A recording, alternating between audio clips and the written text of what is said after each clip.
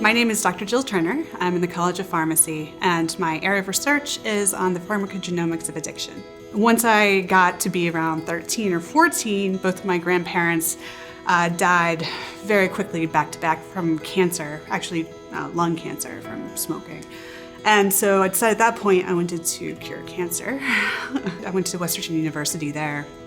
And when I got there, I hit a class and realized that it was quite naive to want to try to cure cancer in the way that I meant it. Close to 98% of all lung cancers are due to smoking. So I'm like, oh, I'll cure addiction instead.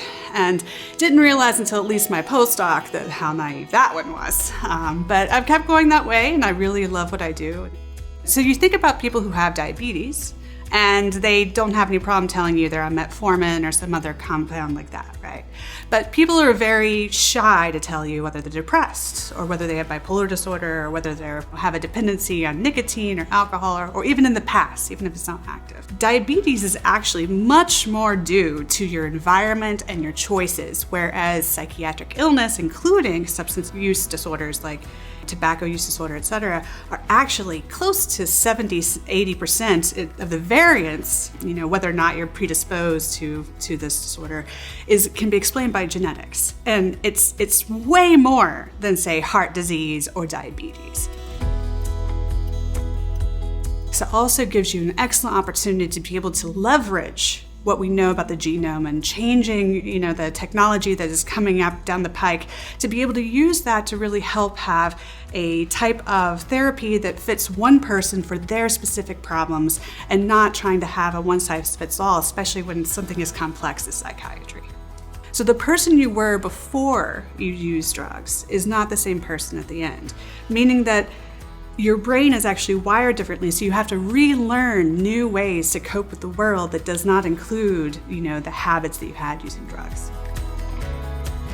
In individuals with schizophrenia, the population-wide, about 90% of them smoke. They smoke a lot. In ADHD, it's about 50% of the population. And so we're looking at this one genetic pathway called neuregulin 3 that seems like it might be able to explain the comorbidity between ADHD and schizophrenia with smoking itself. And if we can actually succeed in looking at this one genetic pathway, we can then use compounds that would impact that pathway in individuals who have small genetic differences in that pathway to help them quit smoking more effectively.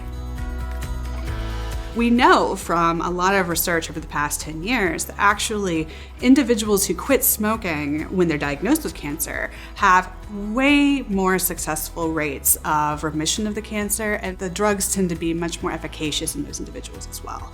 What we're looking at is that this one compound that we're talking about, the same neuregulin 3 or before, is also a target for many of the chemotherapeutic drugs. It would help individuals with the genetics predisposition to where it would help them quit smoking, but it could also help with killing their cancer and helping them go into remission. Recently been awarded a large grant from the NIH, along with my co-PIs, Dr. Pavel Ortinsky and Dr. Michael Bardo, has been looking at the genomics after escalated fentanyl use. We kind of wonder, how does this chronic sort of escalating dose of opioids actually change the way that genes are turned off or turned on within the cells of the brain, and how that impacts how the brain functions in terms of connecting to other regions. I've been here at UK about 2 years now. This was such an opportunity, especially for someone in my field, to come somewhere that would just be a game changer, to really accomplish the goals that I want to do, to help improve people's health in the long run, right? Where I would have been a very, very good scientist, but likely not had a direct impact on people's lives. Here I do, and I'm very happy here and happy for this kind of opportunity.